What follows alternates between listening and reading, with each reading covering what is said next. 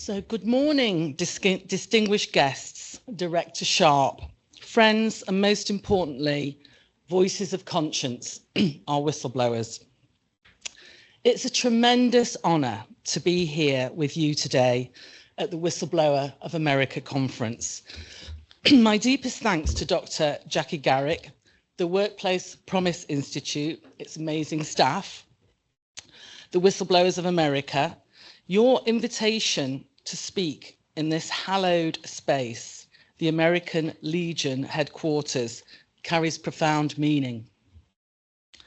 The building honours those who have stood for something greater than themselves. And today we honour a different kind of warrior, those who fight not on foreign battlefields, but within the very institutions meant to protect us.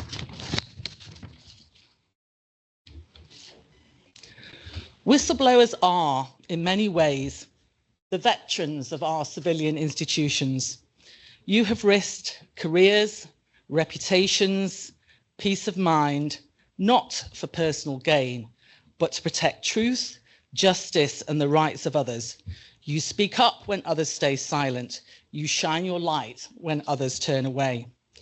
These are not acts of rebellion. They are acts of patriotism, of moral courage. So to all whistleblowers, thank you for your resilience, your bravery, your enduring belief that truth still matters. However, whistleblowers cannot do this alone. They need allies, lawyers, journalists, advocates, and perhaps most importantly, the loved ones who stand by them through the storm.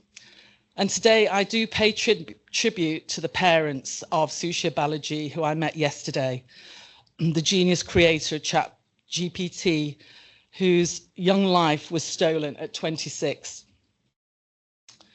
To organisations like GAP, WIN, Government Accountability Project, WIN, Whistleblowers of America, and the Canadian Research Society,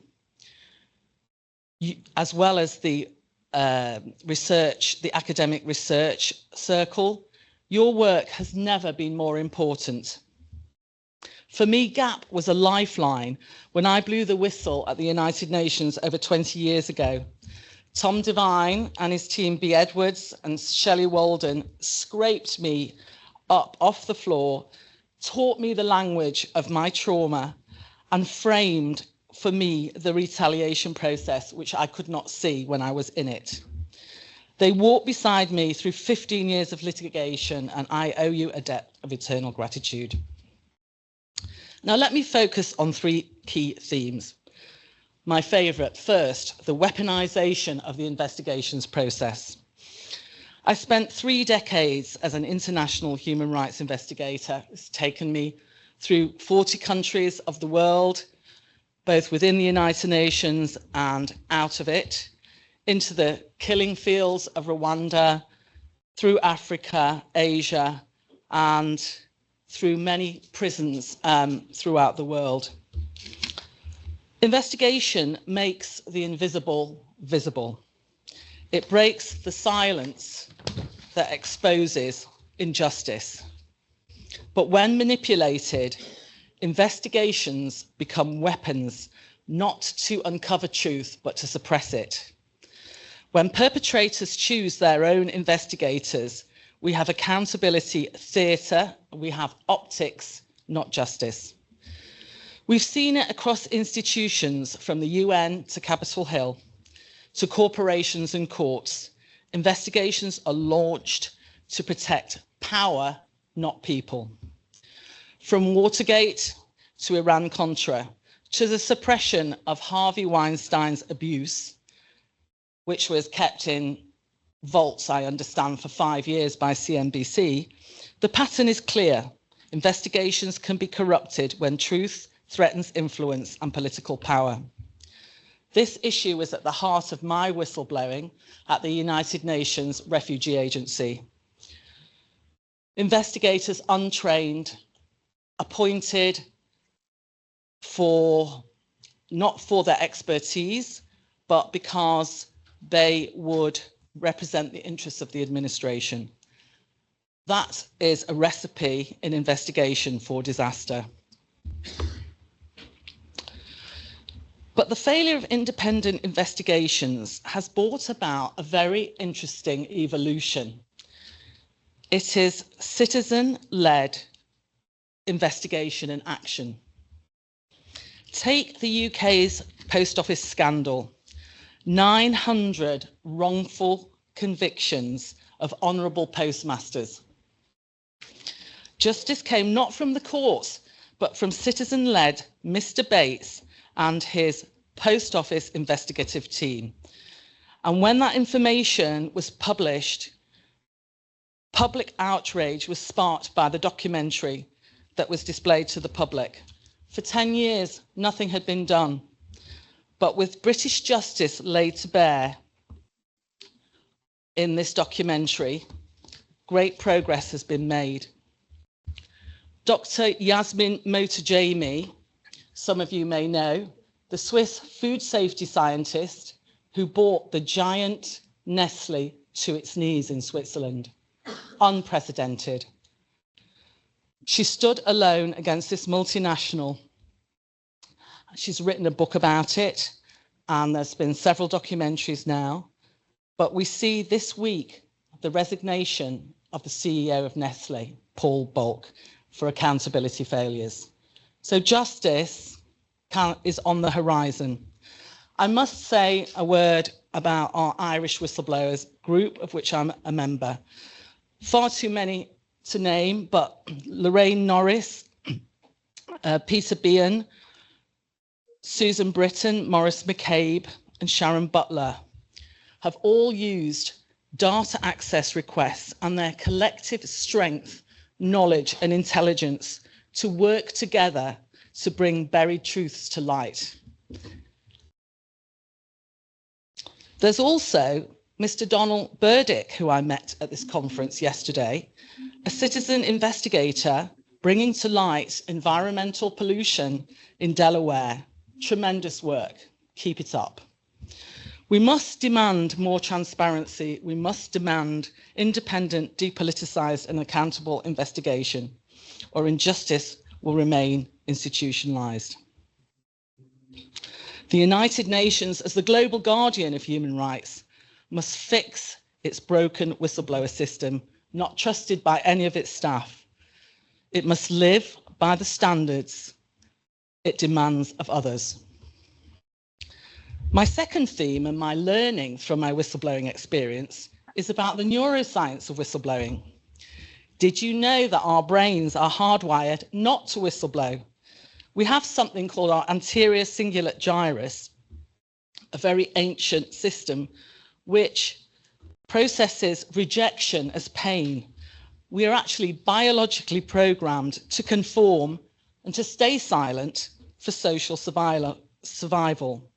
Only 5% of people can overcome that neuroscientific programming. But for whistleblowers, the moral urgency is stronger than fear. Whistleblowers don't act because they're fearless. They act because somebody or something is going to be hurt if they don't. Their sense of justice overrides centuries of evolutionary brain wiring. So no, bystanders are not cowards, they're human. But whistleblowers, they're extraordinary. The third issue I want to mention is trauma, PTSD on the whistleblower journey. Whistleblowing is traumatic, not only because of what is exposed, but because of what it reveals. How many would rather protect a broken process than confront truth? For years, I carried that trauma. I'd blown the whistle inside the United Nations, the very institution meant to uphold human rights. I faced 15 years of litigation, sanctioned and sued by the UN, denied legal representation, simply for doing my job and honouring my oath of office. But victimhood is a place we pass through. It is not where we reside. I rebuilt myself. I created an independent investigation practice. I used my experience to reform systems, and most importantly, I let go, not to exonerate the perpetrators, but to free myself from their grip.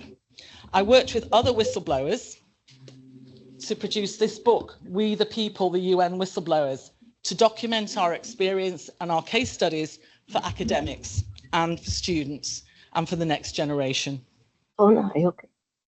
If you're a whistleblower still in fallout, you are not weak, you are not alone, you are not the problem. Speaking up is not the end of your story, it is the beginning of your leadership. There is power in your truth even when unwelcome, and there is life after retaliation. We must support whistleblowers not just through the battle, but through the recovery. We must help them reclaim purpose and remind them the world needs their leadership now more than ever. In closing, the time has come for more acknowledgement. Could we not envisage a national day honouring whistleblowers just as we do veterans? Could we not create systems where truth tellers are protected and not punished? A culture where calling out injustice is not as insubordination but a public service. This is a call to action of this conference to reform systems, to support survivors and to build institutions where integrity is not a liability. Dr. King reminded us, the arc of the moral universe is long, but it bends towards justice, only if we bend it. Around the world, whistleblowers are rising, legal advocates are pushing for reform, journalists are documenting corruption, and the weary public is finally waking up, realizing that whistleblowers don't weaken democracy, they protect it. You, the voices of conscience, are guardians within.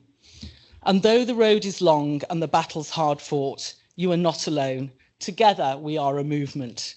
Let us leave this conference not only with gratitude, but with purpose, to advocate, to reform, to honour the voices of conscience who remind us that human rights are not optional. They are the foundation of freedom itself. Thank you for your courage, your sacrifice, and your service.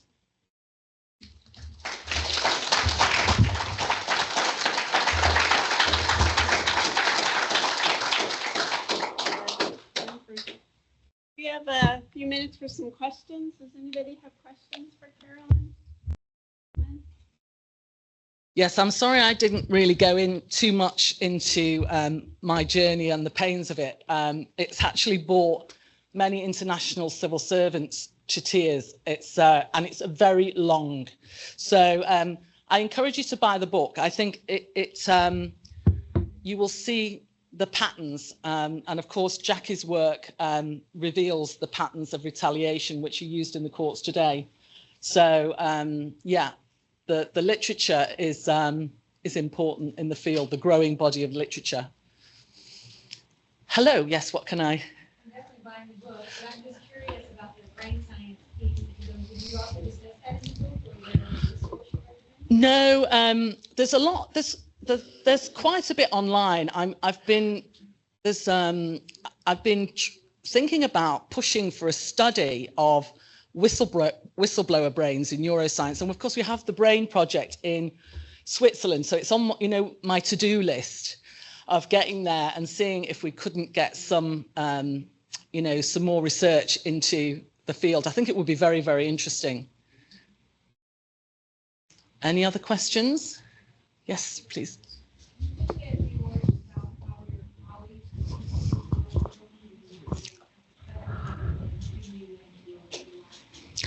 Yeah, that's a great question.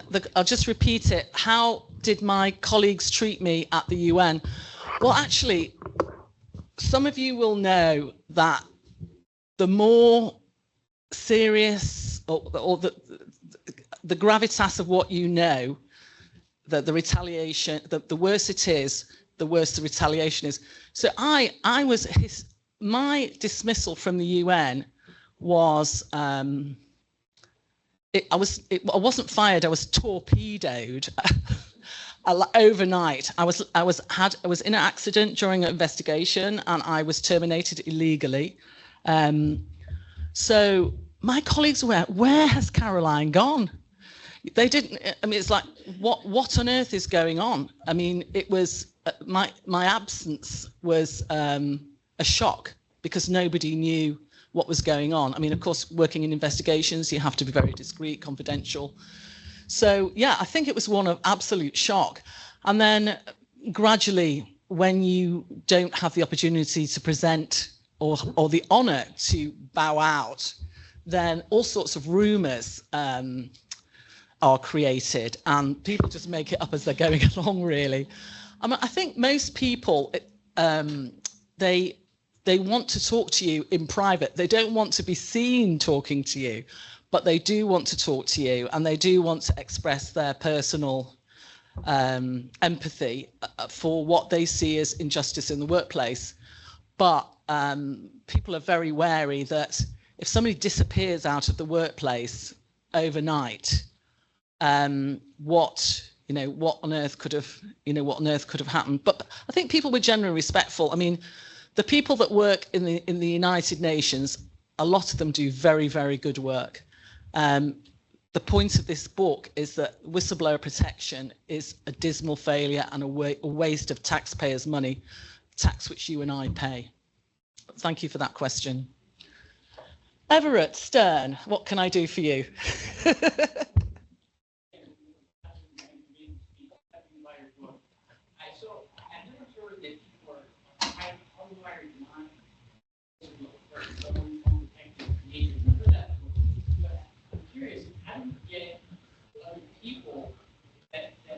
Hardwired not to whistleblow, to whistleblow, and overcome that. How do we, because you've gone through all the pain and suffering and you have as well, how do we get other people to care as much as we do? And how much you did and what you do? I'm curious, how do we make that impact and really shape that knowledge? Yeah, that's a great question. For those of you that didn't hear, Everett is asking, how do we overcome that biological issue, the biological imperative not to whistleblow? So from what I understand, this cingulate gyrus was explored by a Dr. Amy Banks at Harvard, and there's a small video on it if you want to look at it. It's called Social Pain Hurts Too. And what they do is some experiments about just when you're throwing a ball and you just exclude one person, and then they examine the brain patterns of what happens. And, the stress hormones come in as soon as you're excluded. And I believe it comes from back in the day, we would travel as groups of families, we would be mobile in prehistoric times, and that any disobedience for the group could possibly by one person could put the group into danger. So I believe, so that's very powerful, and it's in there. So, how do we rise above our own circuitry is a great question. First of all, you have to set the intention to do it. And, most people are not even conscious of it because it's just an automatic thing, like breathing.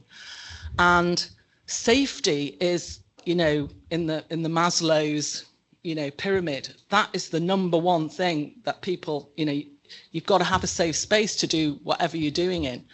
We see, in the current administration, people being very scared about what's happening in America today and assessing safety all the time. So it's how do you rise above fear, I believe, is the key question.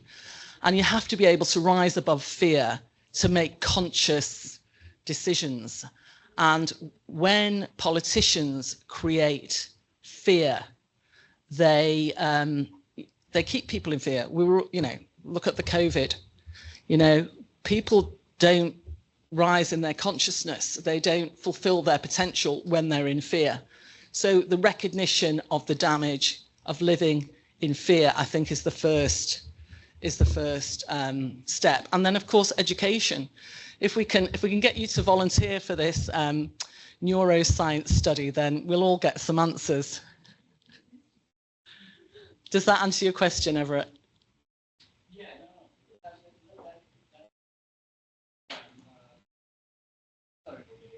Yeah, no, that you did. Just a follow-up was great.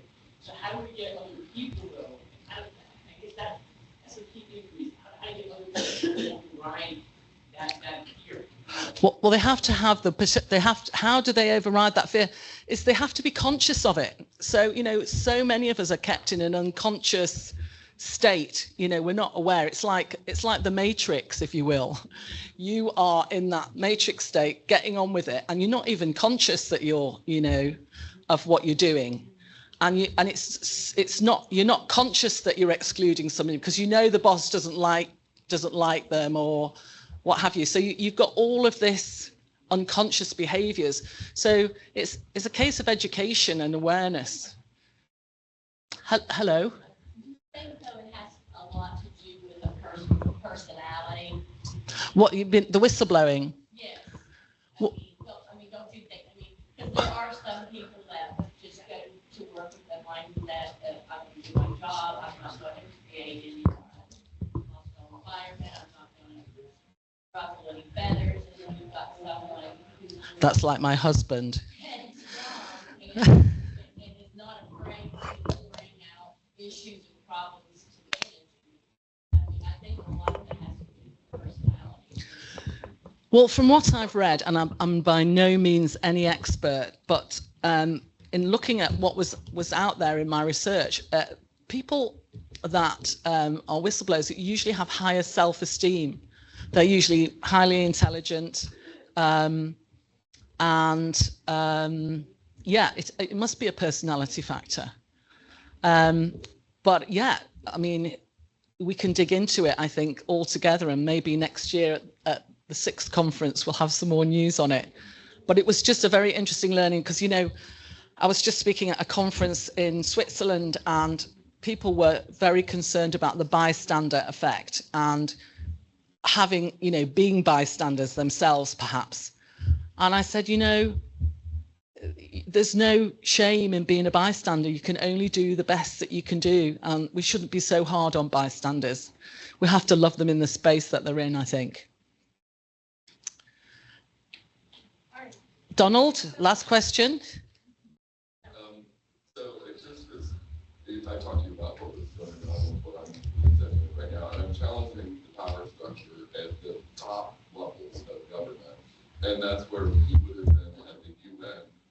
How were you able to break through the barrier of getting the government itself to recognize that, yeah, I got you, right, and I got both political parties who did it, and I got all of them supporting me, but they're not saying it out loud. Like, representatives are doing oversight, but they're not holding oversight hearings, so they may as well be screaming into a forest. It makes no difference. So how were you able to overcome that thing where ultimately you were recognized as being, telling the truth and getting it out there? Well, I'm afraid to say it was 15 years of litigation, and that was a record. It was the longest litigation in history. And it was like, why after 10 years did the UN, after losing hands down, denied me representation, but one interpreter represented me against 2 large teams of attorneys and won hands down. But the UN appealed because it can. And so it was, to answer your question, it was the press, because the press reported it.